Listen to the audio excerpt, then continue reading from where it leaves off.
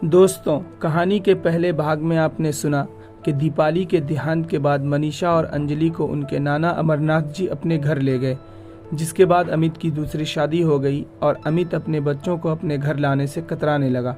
कहानी के दूसरे भाग में जानेंगे कि जब अमरनाथ जी ने अमित को कहा कि आकर अपने बच्चों को घर ले जाओ, तो अमित ने क्या कहा। अगर आपने कहानी का पहला भाग नहीं सुना है तो ऊपर आई बटन पर क्लिक करके या डिस्क्रिप्शन में दिए गए लिंक पर क्लिक करके सुन सकते हैं, या वीडियो के लास्ट में भी आपको पहले पार्ट का कार्ड मिल जाएगा, उस पर टच करके भी पहले पार्ट को सुन सकते हैं। तो आइए सुनते हैं कहानी का दूसरा पार्ट। अमरनाथ जी बोले, चलो अच्छा हुआ, अमित का परिवार पूरा हो गया। जब छोटा साल भर का हो जाएगा तो इन दोनों को भी उन्हें सौंप कर हम अपनी जिम्मेदारी से मुक्त हो जाएंगे। 6 महीने और बीत गए। अमरनाथ जी अमित की राह देखते रहे, लेकिन हर बार कोई न कोई बहाना बनाकर वह टाल देता। ऐसे ही 2 साल और गुजर गए। एक दिन रमा बोली, मुझे नहीं लगता कि अमित अंजलि और मनीषा को अपने साथ रखना चाहता है। तुम्हें ही उसे सख्ती से बोलना पड़ेगा, वरना वो तो इस बात को टालता चला जा रहा है। दूसरी शादी उसने बेटियों के लिए की थी, तो फिर उन्हें अपने साथ ले जाने में देरी क्यों कर रहा है। अमरनाथ जी को भी पत्नी की बात सही लगी। उन्होंने अमित को फ़ोन किया और बोला, बेटा अपनी अमानत जितनी जल्दी हो सके यहाँ से ले जाओ। अब तो प्रतिभा भी उस घर में ठीक से एडजस्ट हो गई है और तुम्हारा बेटा भी 2 साल का हो गया है। अब तो अंजलि और मनीषा से प्रतिभा को मदद ही मिलेगी। अमित अब बच्चों को ले जाने में आनाकानी न कर सका। मजबूरी में ही सही उसे अंजलि और मनीषा को लेने आना पड़ा। भरे दिल से अमरनाथ जी और रमा ने उन्हें विदा किया। नीलम को भी उनके जाने का बहुत बुरा लग रहा था, पर मजबूरी थी। उन्हें विदा करते हुए अमरनाथ जी बोले, दीपाली के जाने के बाद हमने अंजलि और मनीषा की परवरिश में कोई कसर नहीं छोड़ी। तुम तो उसके पिता हो, मुझे पूरी उम्मीद है कि तुम उन्हें बहुत अच्छे ढंग से रखोगे। बाबूजी, आप निश्चिंत रहें, आपको शिकायत का कोई मौका नहीं मिलेगा। नीलम को उनके जाने का बहुत बुरा लग रहा था। अंजलि और मनीषा भी मौसी से अलग नहीं होना चाहते थे, पर मजबूरी थी। अमित उन्हें अपने साथ लेकर चला गया। बच्चों के जाते ही पूरा घर सूना हो गया था। अंजलि और मनीषा के आने से दादी तो खुश थी, लेकिन प्रतिभा को ऐसा लगा जैसे उनके आ जाने से अमित के प्यार में बेटे शिवांश के लिए कमी आ जाएगी। घर आकर दादी ने ही उनका परिचय नई मम्मी से कराया था। उनसे मिलकर प्रतिभा को ज़्यादा खुशी नहीं हुई थी और बच्चों को भी खुशी नहीं हुई। रात को वो दोनों दादी के पास आकर सो गए थे। प्रतिभा ज़्यादा समय अपने बेटे के साथ लगी रहती। दादी जी उन दोनों का ख्याल रख रही थी। 4 दिन में ही उनकी रंगत उतर गई थी। उन्हें यहाँ कोई पूछने वाला न था। अमित कुछ कहता तो प्रतिभा तमक कर जवाब देती कि 3 बच्चों को मैं एक साथ नहीं संभाल सकती। अब ये बड़ी हो गई हैं, इन्हें अपना ख्याल खुद रखना चाहिए।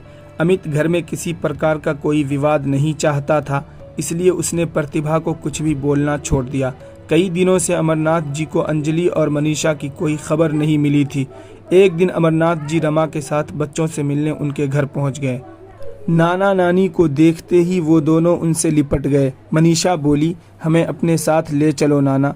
बच्चों की हालत देखकर अमरनाथ जी के आंखों में भी आंसू आ गए।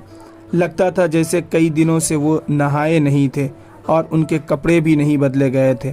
दादी बोली, मुझसे जितना बन पड़ता है मैं उतना कर देती हूँ। प्रतिभा को तो शिवान से ही फुर्सत नहीं मिलती। अमरनाथ जी ने कहा, अगर आप बुरा न माने तो क्या हम इन्हें अपने साथ ले जा सकते हैं। दादी ने कहा, इसमें बुरा मानने की क्या बात है, ये अच्छे से पल जाएं, मैं तो इतना ही चाहती हूँ। अच्छा होता आप अमित से भी पूछ लेती।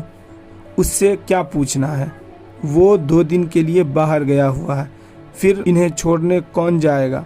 अच्छा होगा कि आप ही इन्हें अपने साथ ले जाएं। शिवांश की मुंह दिखाई करके वो अंजलि और मनीषा को लेकर लौट आए। प्रतिभा ने उन्हें रुकने तक के लिए नहीं कहा और ना ही खाने के लिए पूछा। बच्चों की हालत देखकर उन्हें बड़ा तरस आ रहा था। अचानक उन्हें दीपाली की याद आ गई। अमित के आने पर माँ ने उसे पूरी बात बताई। अमित को ऐसे ही मौके का इंतज़ार था। उसे भी अब अपनी बेटियां बोझ लगने लगी थी। प्रतिभा तो पहले ही उन्हें यहाँ रखने की खिलाफ थी। मौका का फ़ायदा उठाते हुए वो बोला, वो अपनी मर्जी से बच्चों को लेकर गए हैं तो आगे से मैं भी कभी उन्हें लेने नहीं जाऊंगा। वो मेरे लौटने का इंतज़ार तो कर सकते थे। नीलम उनके लौट आने से बहुत खुश थी। उनके बिना उसे भी घर बड़ा सूना सूना लग रहा था। अमरनाथ जी ने भी मन बना लिया था कि अब उन्हें अमित के पास नहीं भेजेंगे। एक ही महीने में फूल सी बच्चियों की क्या हालत हो गई थी। वो पढ़ाई लिखाई सब भूल गए थे। अमरनाथ जी ने फिर से उनका एडमिशन स्कूल में करा दिया और उनकी पढ़ाई पर ध्यान देने लगे। वो दोनों पढ़ने में बहुत तेज थी। उनकी मौसी नीलम भी बड़ी लगन से अपनी पढ़ाई कर रही थी। वो बहुत अच्छे नंबरों से एमएससी की पढ़ाई पूरी करके अब बीएड कर रही थी। नीलम मौसी के साथ बैठकर वो दोनों भी पढ़ाई करने लगती। अमरनाथ जी खुद भी एक शिक्षक थे। उन्होंने हमेशा बच्चों को अच्छी शिक्षा दी। उनके पास अपने पुरखों की काफ़ी जायदाद थी। पुश्तैनी घर पर किसी चीज़ की कमी न थी। शहर से लगे इस कस्बे में सभी सुविधाएं थी। उस दिन के बाद से अमित ने ना तो उनके लिए कोई खर्चा भेजा और ना ही कभी उनसे मिलने आया। बस कभी कभार फ़ोन पर ज़रूर बात कर लेता। बेटियों का पिता से रिश्ता अब इतना ही रह गया था। बीएड करने के साल भर बाद नीलम की नौकरी लग गई थी। घर से 40 किलोमीटर की दूरी पर उसका कॉलेज था। वो हर रोज़ घर से इतनी दूर आती जाती थी। अंजलि और मनीषा के बगैर उसे भी कहीं अच्छा नहीं लगता था। वो दोनों अपनी हर छोटी बड़ी बात उसी के साथ बांटती थी। नौकरी लग जाने पर अब वो उनकी हर ख्वाहिश पूरी कर देती। उन दोनों को भी मौसी से बहुत ज़्यादा लगाव था। अमरनाथ जी ने अच्छा सा लड़का देखकर नीलम का रिश्ता पक्का कर दिया था। लड़का दिल्ली में नौकरी करता था। ये जानते हुए कि नीलम नौकरी के लिए कभी उत्तराखंड से बाहर नहीं जा सकती, तब भी लड़के वाले शादी के लिए राजी हो गए। जल्दी ही अमरनाथ जी ने उसके हाथ पीले कर दिए। इस बार बेटी की शादी में उनमें वो उत्साह न था जो दीपाली की शादी में था। शादी के बाद वो मात्र 1 महीने ही ससुराल में रही। उसके बाद नौकरी की वजह से वो वापस मायके चली आई।